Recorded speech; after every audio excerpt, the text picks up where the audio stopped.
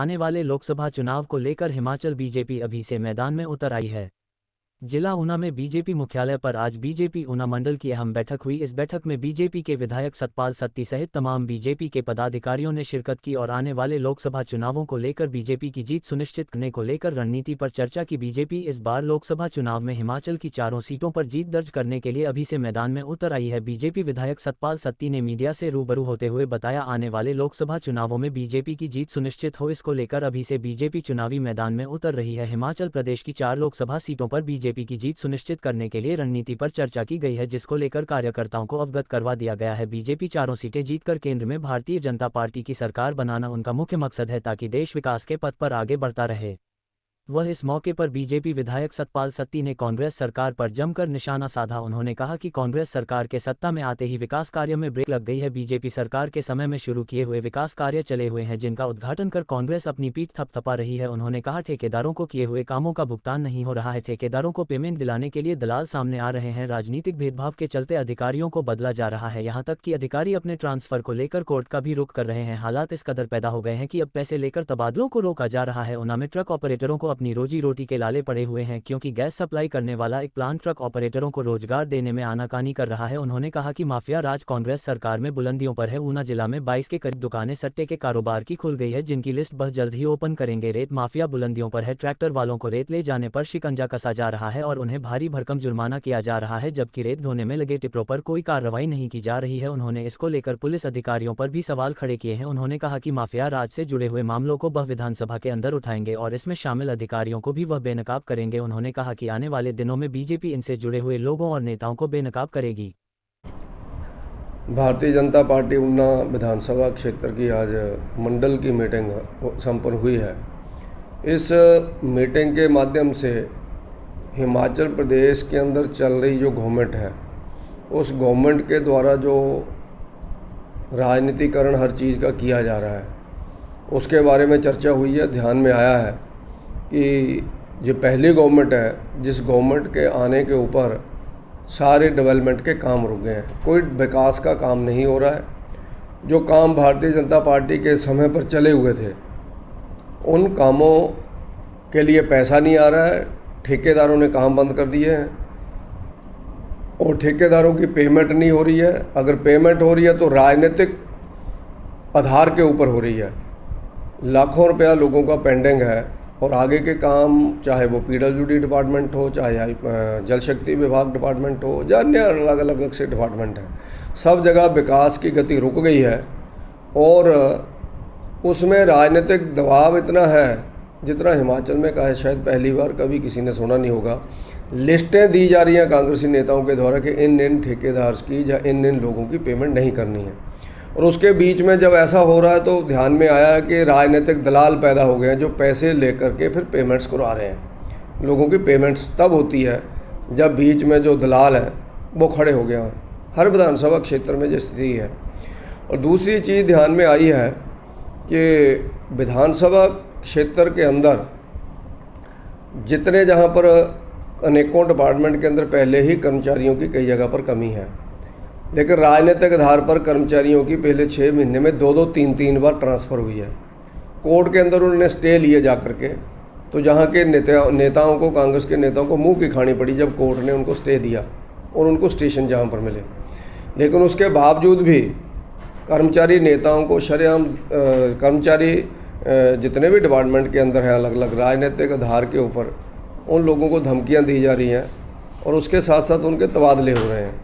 और तबादलों के साथ साथ ऐसा भी ध्यान में आया, कुछ लोगों ने कोर्ट में जाकर के स्टे करवाया, वो वापस आ गए, लेकिन कुछ लोगों ने ले दे करके स्टे करो अपने स्टेशनों को रद्द करवाया। बीच में एक जो ऊना ज़िला में हमने पहले कभी सुना नहीं था और हिमाचल में भी बहुत कम था, किसी का भी राज आता था तो राजनीतिक दबाव पे ट्रांसफ़र ज़रूर होती होंगी, लेकिन पैसे लेकर के ट्रांसफ़र रुकवाई जाती हैं, ये शायद पहली बार हमने इस बड़े स्तर के ऊपर देखा है, बड़े स्तर के ऊपर देखा है। और कोई भी व्यक्ति काम लेकर के कांग्रेस के नेताओं के पास जाता है तो ध्यान में आया कार्यकर्ताओं के फीडबैक से कि वो नेता जनता को बोलते हैं हमारे पास पैसा नहीं है, हमारे पास अभी साल भर के लिए किसी काम के लिए मत आओ, काम कोई होगा नहीं। और उसके साथ साथ अलग अलग तरह के दबाव राजनीतिक दृष्टि से लोगों के ऊपर डाले जा रहे हैं। तो और भारतीय जनता पार्टी के समय पर जो काम चले हुए थे, जो हुए हैं, उनके शिलान्यास और उद्घाटन करके वाहवाही लूटी जा रही है कि हम लोग ये काम शुरू कर रहे हैं। एक भी काम इनकी गवर्नमेंट के समय पर नहीं हुआ। जितने भी प्रोजेक्ट्स हैं वो सेंट्रल गवर्नमेंट के माध्यम से पैसे आए हुए हैं, वो काम उसके माध्यम से चल रहे हैं। प्रदेश सरकार की ओर से सिर्फ बातें हो रही हैं और कोई काम चल नहीं रहा है। और राजनीतिक दृष्टि से इतना राजनीतिकरण कर दिया गया है कि आज की डेट में पंप ऑपरेटर जो बेचारे छोटी छोटी तनख्वाह लेते हैं उनको भी 40-40 किलोमीटर दूर बदला जा रहा है। और उसके साथ साथ जो दिहाड़ीदार लोग हैं उन लोगों को भी दूर बदला जा रहा है। अनेकों IPH डिपार्टमेंट के अंदर बॉर्डर गार्ड लगे थे, उन सब लोगों को हिमाचल प्रदेश के अंदर 2600 लोगों को हटा दिया गया जो 4-4 हज़ार रुपये में नौकरी करते थे। और ऊना विधानसभा क्षेत्र के अंदर भी अनेकों लोग थे, ऊना जिला के अंदर भी अनेकों लोग थे, उन सब लोगों को नौकरी के से हटा दिया गया।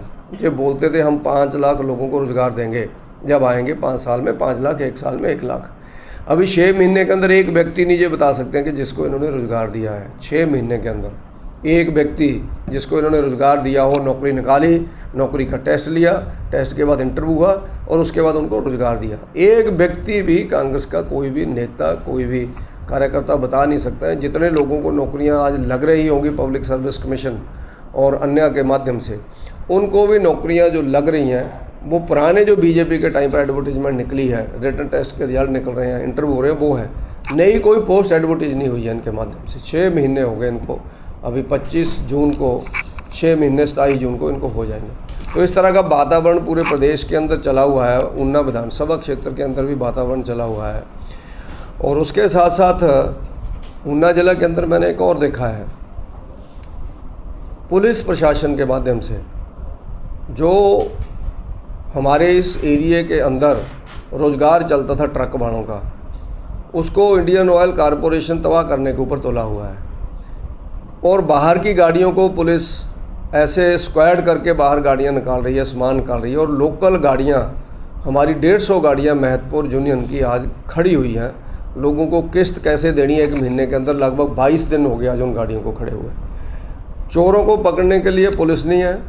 और उसके साथ साथ जो माफिया लोग थे वो इस तरह से दंड बना रहे हैं, उनको लगता है कि हमारी गवर्नमेंट आ गई है।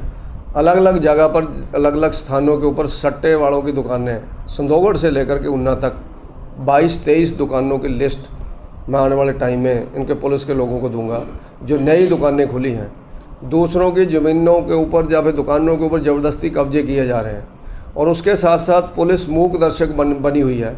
लोकल ट्रैक्टर वालों की रेत लाते हुए धरपकड़ हो रही है। पंचायतों के काम चले हैं, गवर्नमेंट के काम तो चलो बंद ही हैं, पंचायतों के अंदर चले हुए हैं। प्राइवेट लोग मकान बना रहे हैं, अपने घर मकान बना रहे हैं, उनके ट्रैक्टरों को पकड़ा जा रहा है। 46 रुपया रेत वालों को जुर्माना किया जाए। लेकिन जो टिप्पर निकल रहे हैं संदोगढ़ से, जो टिप्पर निकल रहे हैं खानपुर और नंगड़ा से, स्वां के अंदर इलीगल माइनिंग होती है। परसों एक JCB और 2 टिप्पर पकड़े गए हैं। ये लगातार चल रहे हैं। लेकिन प्रशासन के पास समय नहीं है, प्रशासन में दम ही नहीं है कि वो रात को रेड करें।